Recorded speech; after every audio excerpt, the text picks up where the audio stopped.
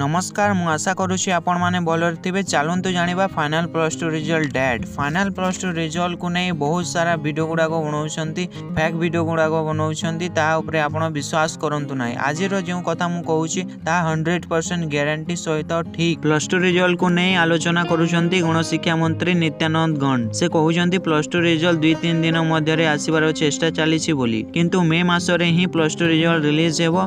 आपण अधिक भाविबार नाही। कर्म कर फल आशा रख नाही। आपण जेमिति कर्म करी बोर्ड कॉपी रे लिखिछंती क्वेश्चन रो आंसर गुडिक निश्चित भावे भल मार्क ही आसीबो। एवं गणशिक्षा मंत्री नित्यानंद गंड कहउछंती स्पेसिफिक डेट दे पारिबो नाही बोली, बट 2-3 दिन मध्य रे प्लस टू रिजल्ट रिलीज हेबो। वर्तमान किछि काम रही जाइछि, ताहा कंप्लीट हैला परे प्लस टू रिजल्ट रिलीज हेबो।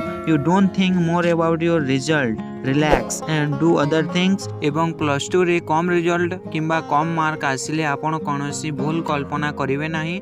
आपण जेते मार्क आनिछंती ताहा ही आपणक पई ठीक। आपणकर जेते एजुकेशन अछि ताहा ही आपणक पई ठीक। एवं कौनसी भूल डिसाइड करिवे नाही। आपण से दिन आपण घरे रहिबे। न्यू अपडेट पई एही चैनल को आपण सब्सक्राइब करिवे। थैंक्स।